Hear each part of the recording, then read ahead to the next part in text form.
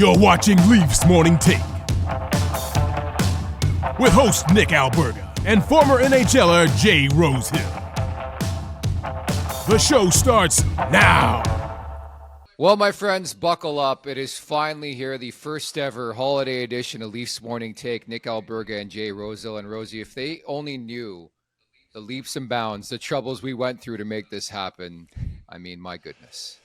Hey, we're in the business of dealing with technology, and it has not been kind to us lately. It's just kind of the end of the year, and technology has been rough. But you got your sweater back on. We're going to do this thing, and the reason we're going through all of this is because it's going to be a good one. It's our first Christmas holiday show, and I think the fans want it. And I'm excited to get to the fan questions, actually. That's why I was pushing, like, no, not acceptable. We have to frickin' do this thing because I want to get to those questions. Yeah, people want you to. People have asked some really fucking weird questions, so that's coming up. We got plenty on this. I know people have been asking for Easton Cowan to come on the podcast. We finally tracked them down in Sweden. So, as a gift to all you listeners and fans and subscribers and viewers, everybody who's helped us out over the first year and a half of this podcast, I thought it's only perfect that we're going to release this Christmas time. World Juniors just around the corner. Easton Cowan's coming up, buddy. I know, it's exciting. They're busy, but you can tell they've got. It's just part of the experience of that World Junior tournament. I think they are just flying through this experience, and there's probably so many things to do and people to see and swag bags and interviews and all kinds of stuff, and you're doing it over in Sweden during Christmas time. It sounds like it's a blast, and we appreciate the 10-15 minutes he took out of his time to address Leafs Morning Take and tell us what's going on. Absolute car wash of media, and so thankful to Team Canada and Esther specifically for setting that up with us. So Easton Cowan's coming up. I want to shout out the sponsors as well here on this show: Betano, DoorDash, Wendy's, Covered Bridge, Charm Diamond Centers, Battle Axe. If I missed you, I apologize. I don't think I did, but all our great sponsors throughout the early season. It's been an absolute blast bringing you this show in its entirety on a daily basis. Let's get into the holiday story. Again, we're going to get to some of your questions that I prompted people for. We're going to talk some Leafs, obviously, but the holiday season, Rosie, what does it mean to you? Yeah, I'm more into it now than I've ever been. Just living at home and, having the traditions. We have a rotation of where we have Christmas. We do this thing called 12 Days of Christmas with all our close friends that I always missed out on when I was playing hockey, and I'd hear stories back in the day where they used to rotate through all the different friends' houses. And then that turned into just destroying everyone's house. So then one person would host it. And one time someone brought a whole tray of weed brownies, and everyone that never does that it was just this nightmare, and people were calling me, and I'm playing down south. So I was laughing my ass off, but it's nice to be a part of it. And honestly, it's better now than it was when I was playing pro hockey. I will say this, I applaud you for getting a haircut for this special episode, but where the fuck is the ugly sweater, the Christmas sweater? You're wearing blue. I guess you're a Leafs fan? Is that what's going on here? It's my cute golf sweater instead of an ugly Christmas sweater. But I was trying to track one down. We just overhauled our utility room, and I thought I had this funny one, and I cannot find it. And then I put on my group chat, who's got an ugly Christmas sweater? And then they all just sent me undescribably offensive ones that they found online. And I'm just thanks for the help, boys. I guess I'm going sans Christmas sweater for this baby. Yeah, I will say this ugly sweater specifically has survived the Me Too movement, although I can't wear it outside. It says "Kiss Me Under the Mistletoe," but there's an arrow pointing down to my Jay Rosehills. It's not. It is what it is. It's not funny. It's disgusting, and honestly, it's demeaning, Nick. I apologize to everybody who is not taking it lately. Offended. Okay, yes. Our apologies. To get back to your question, the holiday season, what does it mean to me? It means a time of being together. I mean, my family's been through some hardships. Yours has as well. Every family has. To just be together as one, and obviously stuff we deal with behind the scenes on a daily basis. It's the best part of the holiday season. The food's tremendous. The alcohol is tremendous. But I think more so just being with the fam. I got a niece now. She's 2 years of age. She's actually born on Christmas Eve, so we celebrate her birthday twice. We just did her birthday the other day. We're going to do it again.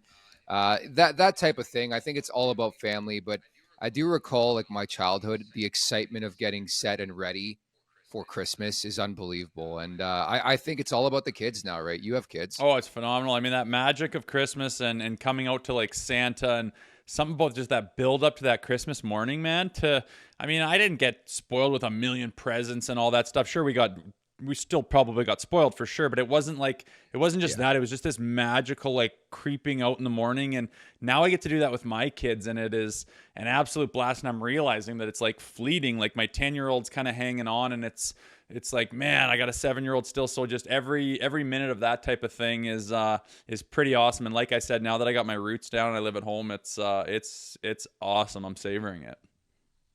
Best Christmas gift you've ever received? It was during that time where you're tiptoeing out and like the lights are dimly lit and you're like, oh my God, Santa's been here. Like, and then there's just all this like shit in the living room that wasn't there when you went to bed.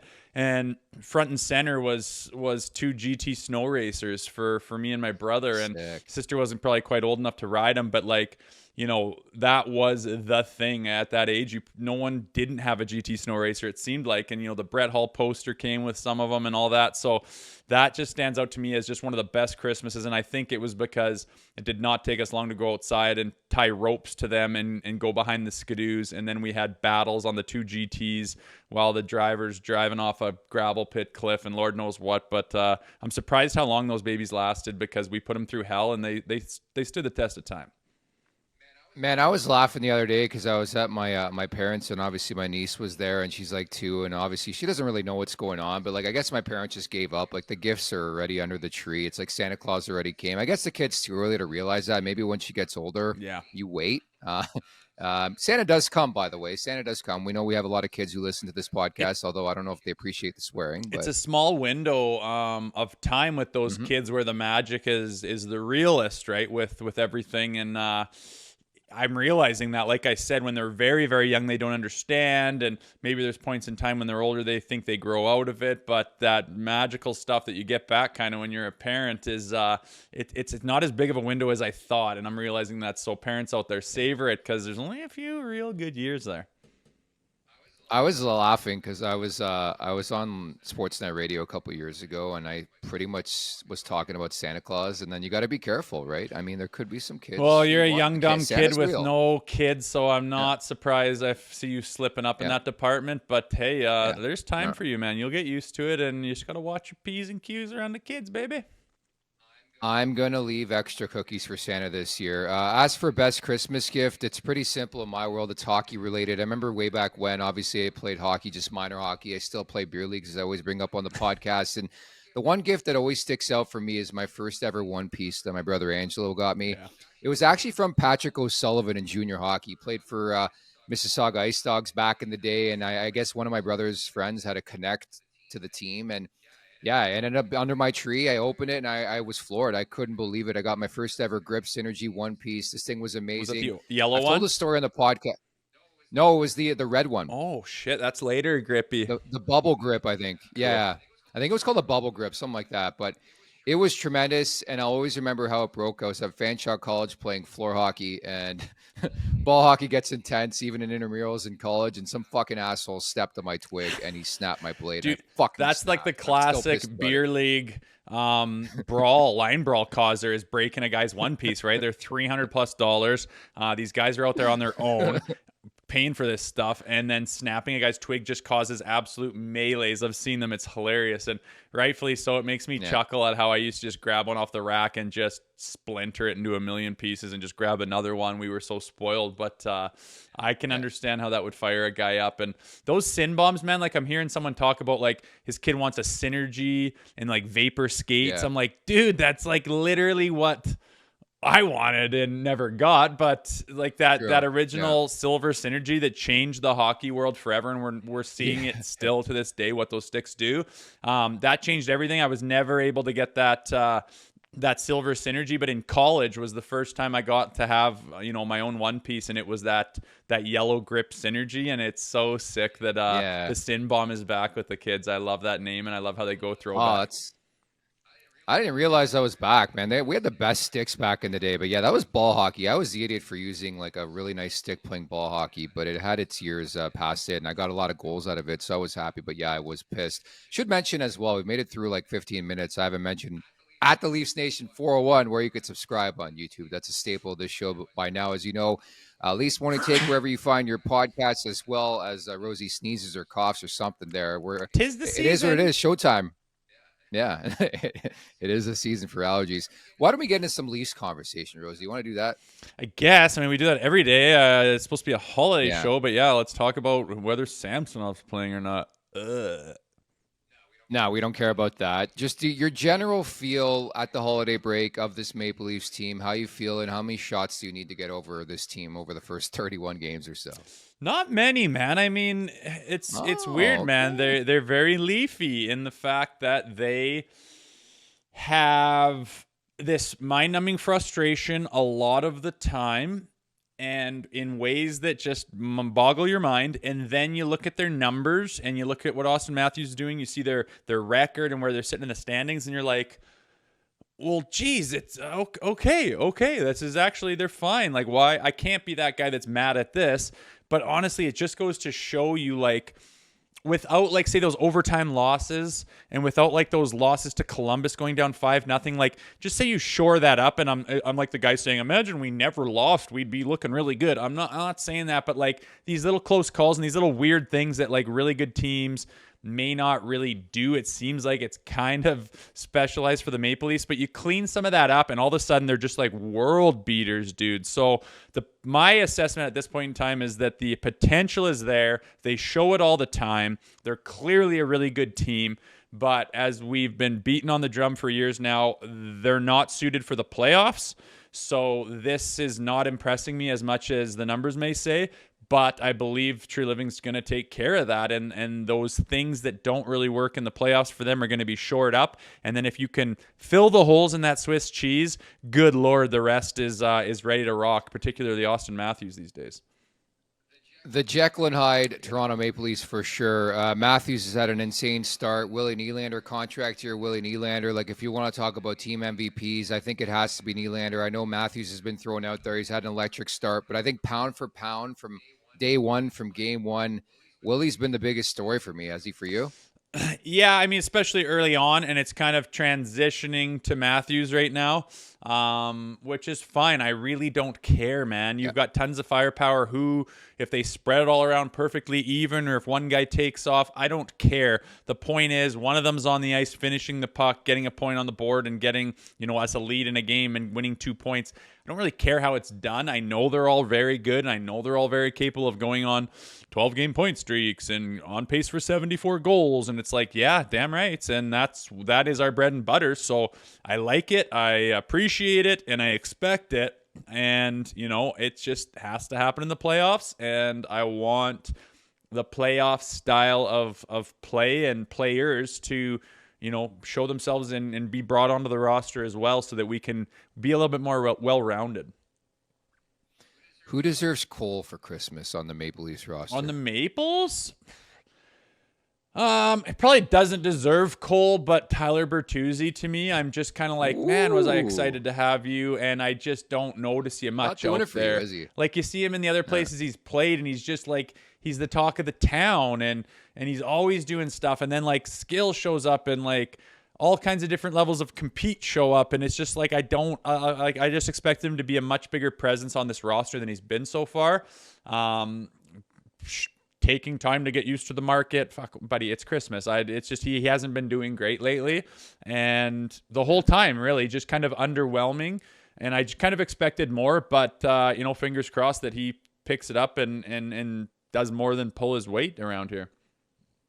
Yeah, I'm ready to give this guy a pass. A lot of the newcomers a pass until the playoffs. Like, I think these guys were brought in to be playoff performers. Regular season, what I always say, who gives a fuck about the regular season? I know you hate that, but it is what it is. I think there's been some moments for guys like Domi and guys like Bertuzzi and some guys in the back end, but I mean, the big story has been John Klingberg. I mean, he's off to Robida Island. It's good. It's getting kind of cold here in Canada. You're in Alberta. I'm in Ontario, so it's cold. I mean, this guy's wearing board shorts on the beach, a beater on. Like, he's living life with a daiquiri in hand probably right now. That's great. Klinger? Yeah, buddy. Yeah, I bet you he's got a bunch of doctor's appointments and second opinions and specialists, and he's pulling his hair out. Is this my last year? How do I go on LTIR in November when I just signed with the team trying to resurrect my career? I bet you he's a little more stressed out, Nick. But daiquiri on the daiquiri by the pool and board shorts. I mean, maybe if he gets some time at the hotel in between specialists, he can grab himself a little fun sun time maybe. Hey, we even got a recent Jake Muzzin sighting. We got a Matt Murray sighting. They're all together. They're all kumbaya. It's the holiday season, man. They're back from the island with a tan, too. That's good. I hope they are, man. I miss Muzzin, dude. Like, when we lost him, it was early last year. Like, what month did it happen? It seemed to be very, very early. I think it was November. Yeah, and it was like, God.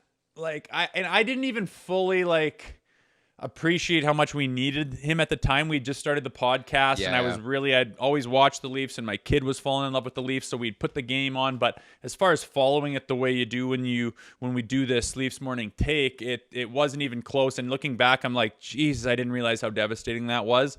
And to have him and his caliber of play and style of play on the back end right now, fuck, we're missing that. But I hope we can replace it sooner than later. Yeah, the deadline, of course, March 8th. Why don't we get into some questions now? Can I grab a Christmas bevy? Might as well. I mean, might as well grab the bevy because this has been Rosie's big thing as I let him do his thing. Like, this has been his big thing. He wants to answer these questions. We have prompted people for a couple days for these questions, and Rosie just keeps asking, are you going to drink? Are you going to drink? Are you going to drink? So you got your drink now. There you go. Yeah, well, my daughter's hockey team was selling raffles to, I don't know how many. I think there's like 24 days of... Wait, you have a daughter? What did I say, daughter? I meant to say niece. Yeah. It's like, when did you get a daughter? No, babe. Are you drunk already? You've been keeping her pretty quiet. No, it's my niece. She's selling like 24 days of Christmas through her U11 girls hockey team that's just lights out in town these days. Talk of the town, Bailey Boo.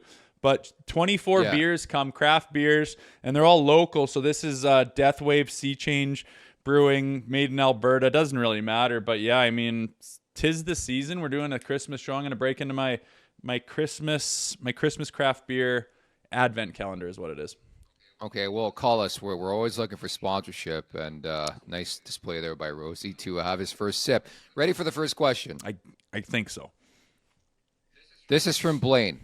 My question is for Rosie. Well, who else would it be for? Although we did say we're going to do a whole thing with Hutz and Stewie and technology which we took did. over. Being a Maple Leaf, can you explain your emotions and how you felt when you fought against Colton Orr when you were on the Flyers? You scrapped and had a big dust-up after you hammered Mark Fraser. How did I feel? Fuck. Great. Yeah, you don't feel bad, man. It's so that was my first game as a Flyer. And it was against Toronto in Toronto. I'm playing for my second team. And I was, trying to make an impact with the Philadelphia Flyers. So I'm running around hitting guys. And Orzy's still there. And I had they were doing a breakout. And I was going against the grain on, Orzy was on right wing. I'm on left wing. So we're meeting up at the boards. And I thought the puck was coming to him. So I was going to finish him. And then he kind of let it bypass. So I just kind of I didn't even clip him, but just kind of zing, buzzed him. But he realized that if he touched that puck, I was probably going to fucking run him. And he didn't like that. And I turned around, his shit was off, and he was chucking. So we had a spirited scrap, and I ducked two of his big right-hand bombs, man. You want to stay away from Orzy's right hand. There's a picture in the training room, I think I've mentioned it, of his x-ray. And it's just like plate, pin, screw, bar. And I'm like, oh my God, that's what happens when you throw that hard. And he's that right hand's a weapon. It always has been. I remember when he came into the league, like New York and Boston and his career. So I'm like, now I'm playing against him. He's throwing I ducked two bombs and I threw this left, and it's kind of hard to catch on the video, but it just hit him on the button, and and all of a sudden we're on the ground and we're done. And I was like, oh, good. Fuck. Okay. That's, and then usually, cause him, I'm like, that a boy Orzy. And he starts giving me the F you, like he's mad. And I'm like, what the hell? And then he was just caught up with excitement. We caught up later and afterwards, and his dad even texted me and stuff and was like, "Hey, man," because they were asking me about it, like, "How about your former teammate, F you and you're getting into the bench?" And I just downplayed. I was like, "I know Orzy, it's no big deal. He's a great, when I came into the league, man, he could have been a prick to me. He was the complete opposite, and he took me under his wing, and we did stuff in practice and talked about shit during our like warm up before games. I'm like, man, this is nice to have Orzy in your corner, obviously. So, and he handled all the heavyweights while I was making my way up the rankings there. So yeah, it was an interesting game. I ended up scoring that game. It was just a fluky goal, and I got the game winner, my first game for the Flyers against the Leafs in Toronto, and fought Orzy. So that's the highlight of my career without doubt. Yeah, that's pretty amazing. You've told that story on the podcast before. I remember way back when I had a media pass to a Leafs game in Buffalo, and I saw Orzy like on the bike. I think it was before the game. This guy's upper half was ridiculous. Like I don't know, he just looks so like he looks so menacing, and it was like sort of I saw him like bits and pieces behind a curtain. I was like peeping Tom, but dude, I saw him like this guy's huge. You see him with his he's huge. See him with his armor off. Yeah, dude, like his chest is about this wide. Like he's got a barrel chest. Like he be Mr. Ben. I'm the opposite. Like I don't have a big chest, but my arms are this long. So bench press to me is just like, good Lord. Like I got to put this thing to the roof. But then those guys with those barrel chests and boom, boom, boom, boom. He's like built for bench press. And his legs are fucking massive too. Like Orzy's a beast, man. And I hope he's doing well. It's hard to stay in touch. He's a little bit likes to keep to himself. But we've reached out about the pod, and he's kind of not totally into it, but we're going to keep working on Orzy, boy. Yeah, I was going to say we have seen all your messages in the chat throughout the season. We have been working on Colton Orr one day, hopefully, fingers crossed. I know he's coaching now, and I interviewed him a couple years back, actually, for my podcast, now defunct podcast called Unmuzzled. So hopefully one day we get Colton Orr on. Jim, AK, at Semcast in the chat. What's better, Christmas, Thanksgiving, or the Super Bowl? I'll go first. Yeah. I'll go with Christmas. Thanksgiving's nothing in Canada. It means nothing. The U.S. one's not big here either, and I'm not a big football guy, so it's easily Christmas. How about you? Obviously, you're not paying attention, Nick, because Thanksgiving is a time to stop and give thanks for the things that you have. And remember, the pilgrims... I give thanks for you, buddy. Taking land or something. Yeah, okay, you too, buddy. To me, no-brainer as well. I do appreciate how the Americans do up Thanksgiving so big. To me, it's late in the season. I wish they would do it when we do it, because then it kind of like breaks up the winter and it's something to look forward to in the winter. But Jesus, that's like the biggest travel day of the year in the States. They will fly across the country to be there for Thanksgiving, and we're just like, yeah, like someone's gonna throw a turkey on. It's not a huge deal. And then Super Bowl is obviously fun. I like to throw some cash on it. I love the team parties when I was on a team. Seeing who's throwing a party, great, but nothing beats Christmas, man. Not even close. Brock, hey fellas, Merry Christmas and Happy Holidays. I play puck in a few leagues, and around the holidays, we always try to do a Christmas gift exchange. Just wondering if the boys do any Secret Santa type stuff, and if so, what's the best gift you've given and or received? I'll default to you. I really haven't done that shit, I'll be honest. I've got nothing, man. I've got nothing. Okay. Can we cut that? Okay, that's fair. Yeah, Vic, cut it. Vic, cut it. Remember this spot, Vic, cut it. Shot caller, that's his alias name. He won't go by his real name, understandably so when you hear this question. Have you guys ever been on a team where a teammate crossed the line with a fellow player's woman/wife, etc.? Oh, dear. No, I haven't. I know there's a story out there where a guy was staying home when he is injured while the team went on the road, and somehow he comes across a guy's wife. They fall in love somehow and end up married, and they're married to this day. And the guy's actually a good guy, but that's just a horrific story. And, true love or not, how do you even get close enough to a guy's wife to realize that you're in love? that's not a good look. But... it's time for me to get something off my chest here. When we were playing I was playing in Minnesota, Duluth in college, and I was 19 years old. I just left my hometown. I grew up in my hometown, played junior there, went to high school there. And in a small town, there's like 6,000 people there. Like in the high school, a guy's dating this guy, and then someone else dates her, and guys dated my sister, and guys dated my ex-girlfriend. And it was just kind of like, as long as no one's with her, everyone's going to kind of overlap here and there. And I get down to Minnesota, and guys had kind of girlfriends in the year or whatever, and then they're broken up for a bunch, and then I end up making out with one of them at a party or this or that, and they hear about it, and I think I was like this bad guy on the team, like, what the hell are you doing? And at the time I'm like, geez, dude, you literally weren't even dating. And then like looking back now, I'm like, Rosie, you fucking idiot, like you're making out with some dude's girl or whatever, and they were just we were on a break. So I don't know, shout out to anyone at Duluth if I made out with an ex of yours or something. It's the small town farm boy in me. I just didn't get it, but I get it now. Was there a bit of tongue in there too, or? Probably, man. Probably. Yeah. Yeah, I love that you brought it to the forefront. You cleared the air like 20 years later. That's good. Been on my chest for a long time, and it feels freeing. This is the platform. To do that, so appreciate that. We got 2 questions. It is. We got 2 questions from Mr. P-Mail Bacon in the chat. We do. Big time supporter of the show. We love you, man. Did you ever take part in a bar fight when you were in the show? Yeah. Probably several of them, eh? Yeah, there was I don't know what's the deal with talking about this. As a Leaf? Shit. Did it no, happen? As a Flyer. There was we're at this bar doing our thing, and like everyone was there. You're on the road. It was one of those things where everyone's out, and we had a day off the next day, like green light, and we're out there. And I mean, fuck, I get it. 20 Flyers walk into the bar and kind of take over, right? And the other dudes are kind of like, what the fuck is this? So whatever, but pretty late in the night, and I was just kind of, at the time where I should probably be going home. And I just remember standing and someone talking to me and me being like friendly and then not realizing the guy's mad and then someone else trying to pull him back. And then all of a sudden I'm like looking at the roof laying on the stairs. So I'm like, oh boy. And I scramble up. And then when I get up, it's just mayhem. And we all kind of like gather and get the hell outside. And then a certain goaltender that's known to be very tough tuned a guy, and I mean tuned a guy in. Was he a boxer? He enjoyed boxing, yes.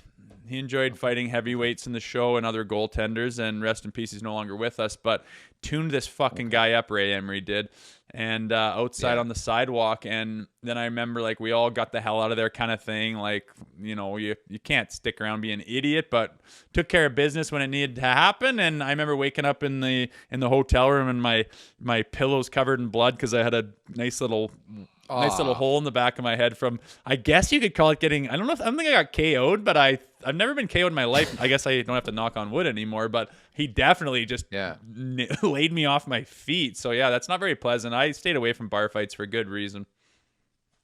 Did that story ever see the light of day in Philadelphia? Nope, nothing. Like, that would scare nothing. Me. Never. Like, it was in Dallas. Nothing? So if that happens in Montreal, Vancouver, Toronto, anywhere, the big market, even Chicago, no. But Dallas, it kind of got swept under the rug, and we just got the hell out of there before anything got too out of control. That's scary, man. I don't know. That sort of worried me the most, especially if you're a pro athlete, is like who has it on video. But luckily, that was a time where like phones were just like getting into the equation. Yeah, they were there, but not as much as now, for sure. Now it's like, fuck, you go anywhere, dude. Like, I'll go out on King Street West in Toronto, something will happen, somebody's got their phone out. Like, it's ridiculous. It is, and I mean, for that reason as well, just so many reasons to stay out of bar fights. I mean, you try to tell kids, like, there is a difference between fighting and hockey. If you got to be junior age to even think about really fighting, if you ask me, and then doing it outside, playground, bars, there's just no room for it. There's no boundaries. You don't know who you're messing with. Like, so many bad things come out of it. I'm lucky I was pretty good at staying away from that stuff growing up. My brother was worse than me. I ended up getting in a few just because of his antics, but just stay away from that shit. There's nothing good that can come with it. I always was kind of like, thankfully, never like a mad drunk. I was just a happy guy. So I was always trying to keep the peace and whatnot. But if push came to shove, I'd drop the hammer as well. But stay away from that stuff, kids. There's nothing good that comes out of scrapping on the bars and the streets and all that shit.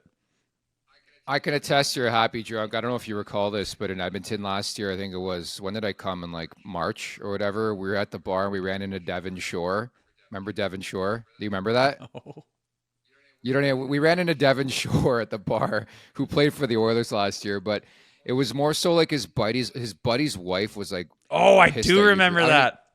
She was just like being like a Karen. Like you literally did nothing wrong, and I was bombed. Don't get me like, but she was just being a Karen, and you diffused the situation. I was a bit stunned at that. I thought you were gonna go fucking somebody there, not her obviously, but No, your I'm husband or totally a something. peacemaker. I think her friend was like puking or something, and you were trying to help out. You're like, I'm a first aid guy, like blah blah blah, and she didn't want any part of it. She's like, no, I know what to do, and you're like, I know what to do too. I was like, oh, Well, sitting around blown out of waiting proportion. for an Uber, usually nothing good happens from that. But I do remember talking to them one, just thinking they were so young, man.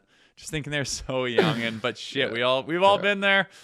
Good thing we don't go out. Dude, as much. I just remember you running like David Hasselhoff down the street. I don't know where you're going to get shawarma or something, man. You were fucking running. I like to buzz.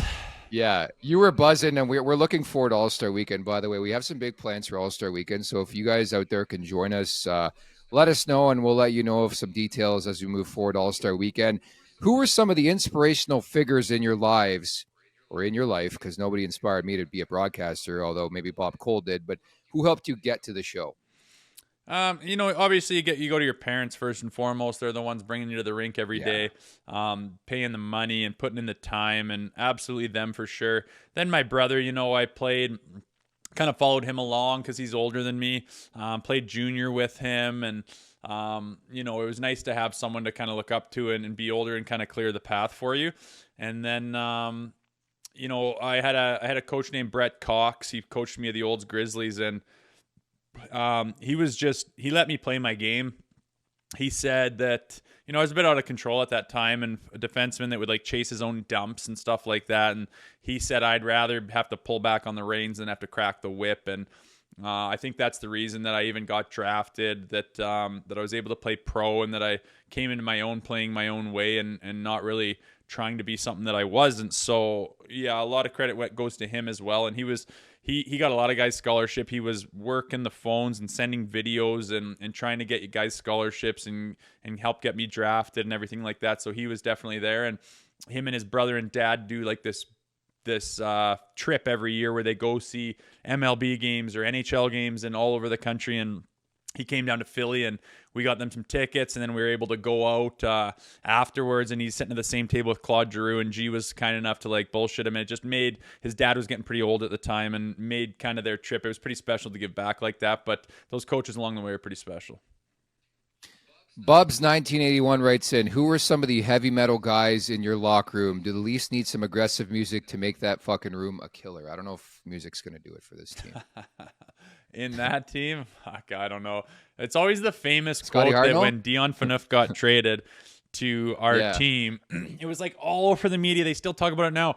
Oh, he walked up and he put the music on. It's like, Jesus Christ, who cares? But he's a music guy, and me and him actually have really similar taste, like going back to weird 90s stuff and some alternative stuff, like stuff that's known, but like you wouldn't really, it's hard to find another guy that's so dialed. But his playlist was very similar to mine, and he liked running the music, and he'd walk in, and at day one he's introducing himself, and then he's like, well, let's get a little vibe going in this room, and he throws his fucking phone on. Big deal. So then the next day Berkey's like, I love how he comes in, he's a leader, he just walks in and fucking turns the music on. So then the whole goddamn media city just JOs to that he threw music on. At the time I was like, that was so minor and insignificant, but it's funny. It's always a battle on who runs the music in the room. And we used to have country and western Wednesdays where we'd have guys like from the city, a couple guys like your boy like Emerson Edom, and he's been on the show. My brain is absolutely going Devo. Devontae Smith-Pelly, him and Edom kind of hated country, but we're like, well, we're not listening to fucking one genre, so we'll break it up, and we had country western Wednesdays. But yeah, the locker room's fun, man. Oh, I could only imagine what it's like. And yeah, I still remember that story like it was yesterday. Next time we have Berkey on, I got to ask him about that. I think I would make a good clip for the show. It's just like, did you overblow that, Berkey? Did you overblow the whole fucking Dion Phaneuf thing? No, the media. That's the one thing you remember from the Dion Phaneuf era was the way he walked into that room and the leadership, and he grabbed the sea by the horns. Last question to Tristan. Was there a particular joke or pickup line, etc., that stands out from your playing days? I think hockey players just say, hey, I'm in the show, and then they go home with the girl. A joke or a pickup line.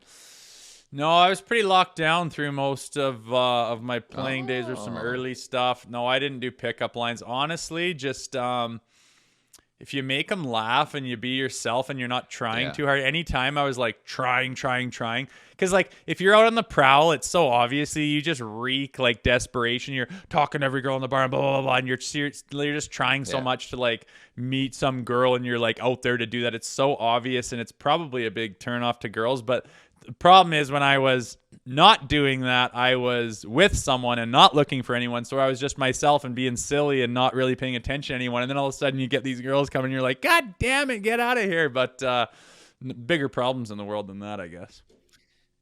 That's fair. Producer Vic writes in, Nick, you should give us your best pickup line. Simple. How much does a polar bear weigh? Enough to break the ice. Enough to break the ice. Hi, my name's As Nick. if Nice to you meet you. No, use that.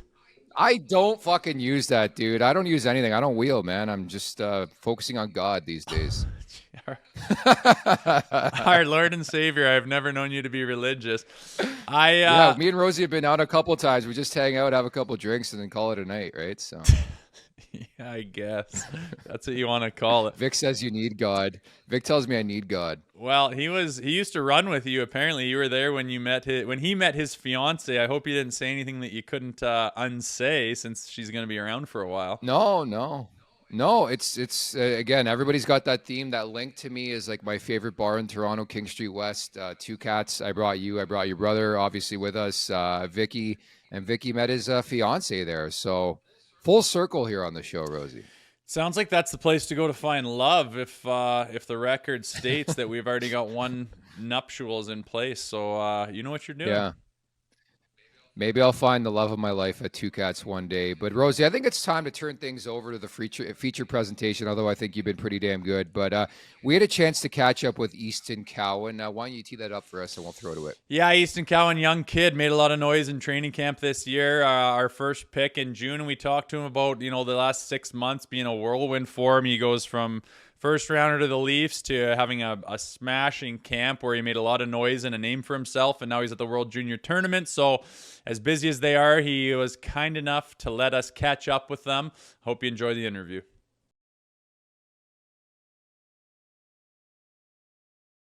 Down in Sweden, give us a lay of the land. What's it been like over there?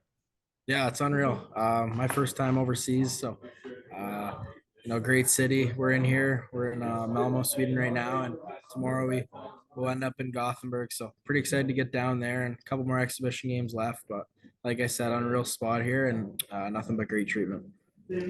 I believe it, dude. Take us through the last 6 months. I mean, drafted in the first round of the Toronto Maple Leafs. You go and have the camp that you had, and now you're doing the World Junior Tournament. I mean, what a whirlwind for you, man. It's got to be exciting. Yeah, it's been unreal. Obviously, crazy 6 months, but just got to keep working hard. I'm taking it day by day and, staying positive and just trying to work on my game and, be a good person each and every day, and good things will come. So I think that models, me going by that each and every day, it's been helping me a lot. But like I said, still not all of it really sits in, and it's still kind of surreal. I was going to ask you, like, do you pinch yourself on a daily basis? You talk about like career and life milestones in the last 6 months, just including that. Like, I mean, getting drafted, playing in the preseason, your first camp, making the World Jays. I mean, where does this rank playing in the World Junior to you? Yeah, I think it's one of the biggest things, if not the biggest.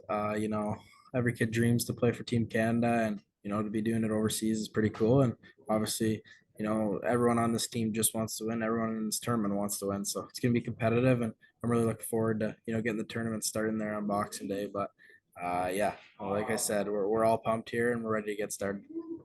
You guys doing some pre-scouting and some video and that type of thing? What's the process, and who do you see as your biggest opponent over there? I mean, a lot of good teams, obviously, but you got to think there's some firepower over there with the certain countries. Yeah, like you said, everyone's a good team. Top players in the world here, and everyone can play. So just kind of taking it game by game, and no matter who you play, you just gotta give it your all. Especially since we're Canada, they're always going to be coming hard at us. So I don't, haven't really looked into much to that. I think we're just taking it day by day, and whatever game we got next, we'll focus on that team. You just mentioned, where this achievement lands in your career. Can you take us back to the moment you found out you were on Team Canada, you were headed to Sweden? Yeah, I was a bit nervous. Obviously, Mintz there was my roommate. He was a lock, so he was calming me down a bit, but I was really nervous and shaking a bit. And obviously, you really want to make it. And I didn't have the greatest camp, but it was great to hear. I made the team. They knocked on my door, and to hear that I made the team and that they trust me, it's something special. And you just got to keep getting better. When you're here, it's you're still a tryout. You still want to play. You still want to get out there, get your ice time, and you want to help the team win as much as you can. So each and every day you're evaluated, no matter even if you make the team, you're still evaluated. So it's been pretty cool, and it's kind of got that NHL vibe around here. Lots of guys have played games, so just like having showing up every day and competing, it's been huge. Speaking of that, Fraser Minton, is that nice to, you're going through that process. It's got to be a little bit, intimidating. Yeah, lots happening. And to have a guy like Minton beside you, you're pretty familiar with. Is that nice to go through that process with someone that you know a little bit? Yeah, it's good. He's a great guy, and he's a good role model for me. And he played a couple games in the NHL, and he just got traded to a good team in the Dubs. So it's been pretty cool to go through all this with him. And like I said, he's a great guy, and you guys can see he's a great player too. Yeah, you got to peel back the curtain. So we had Mintz on about a month and a half ago. Exceptional kid. Like I think right after he came back from the Maple Leafs. Like what has clicked since day one? That is a budding bromance. There's no doubt about it. Yeah, I think both of us, just having that work ethic, you want to keep getting better each and every day, and the positivity. And he was going to bed early, waking up early. It kind of got me in that. So just being a pro, like trying to be like him, he reads, stuff like that. That little stuff, makes him how good he is and separates him from others. So just trying to copy him, obviously, like try to model, how he plays that 200-foot game. He's got a good stick, but he scores too. Just trying to, model your game after him a bit. Get that good stick like him, and just little things like that. Even though he is just a year older than me, you can still learn lots from him.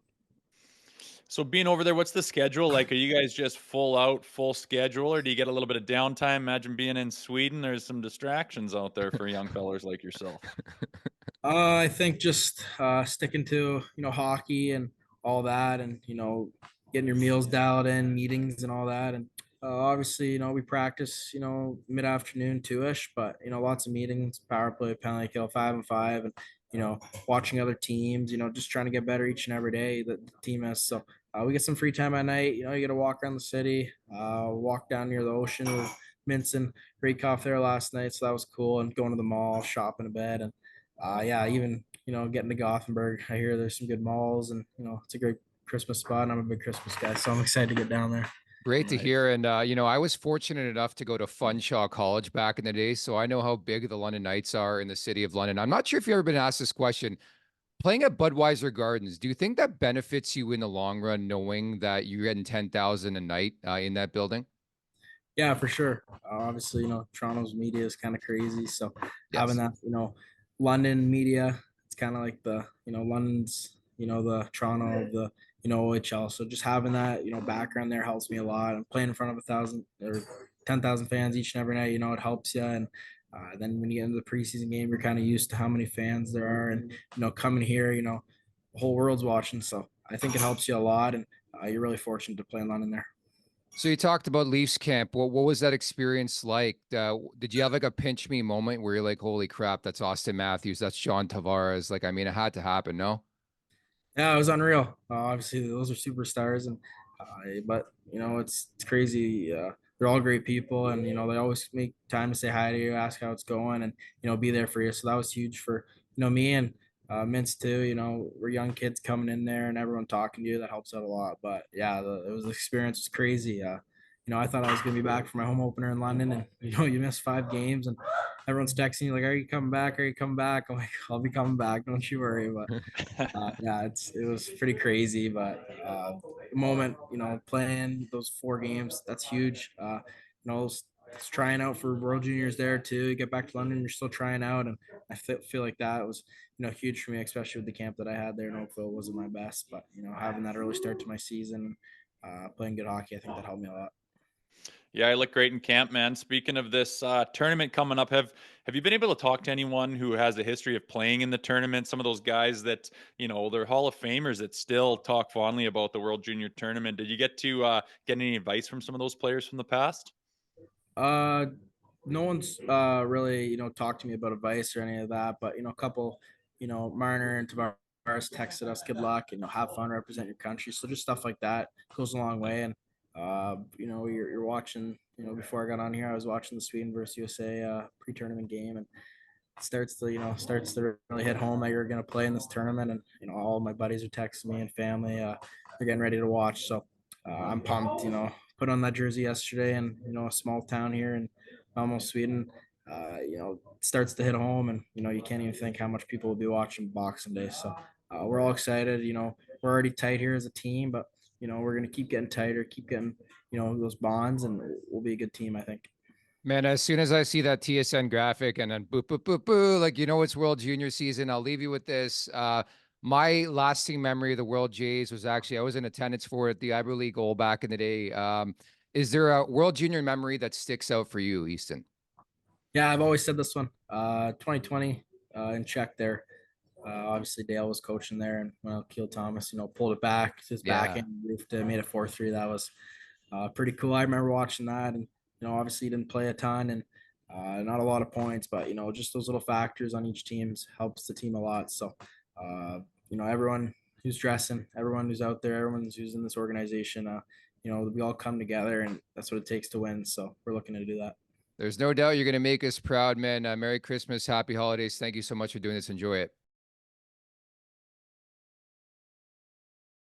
Okay, there you have it, Easton Cowan. Hope you enjoyed that. Great lettuce on that kid, by the way, eh, Rosie? Yeah, he was tossing it around a little bit. All those kids, man. He was a little flippy. He doesn't. I gotta backtrack. He doesn't look as young, although he does. But I mean, that picture of him and Minton on the plane, I was like, does this make a Wish Foundation or what? But in person, he looks his age. He looks his age. Nice kid. Yeah, he's an absolute stud, and we're eager and anticipating his NHL debut. Maybe it comes in the fall time, but doing great things with London Knights. Going to do great things, no doubt about it, with Team Canada, and so thankful to Team Canada for setting that up as well. So this is the part where we thank everybody, right? At the Leafs Nation 401. Merry Christmas, happy holidays. What else do you want to add, Rosie? No, thanks for following. I mean, our numbers, we got people following and mention it that they like the show. And I mean, we just do it because, we enjoy the Leafs. We like talking about it, and it's just not possible if people don't watch. So thanks so much for the interaction in the chats, the questions that come by, and for watching every day. We're banging 5 of these out a week, and it's because we're part of Leafs Nation, and we appreciate you guys that are part of it as well, giving us a chance to get in the space. And, sky's the limit from here. Happy holidays to everyone. We can't wait to get back for the rest of the season. Very well said, and I wanted to add as well, many thanks to Anthony Stewart and Carter Hutton for their help throughout this season, producer Aaron and producer Vic, who's now on board with us. So that's Jay Rosehill. I'm Nick Alberga. Happy holidays, everybody. Thank you for watching Leafs Morning Take. Hit that subscribe button and never miss a show. And for more, visit theleafsnation.com. THELEAFSNATION.com. If you don't know how to spell the Leafs Nation, you know what I mean? But hey, sometimes you never know.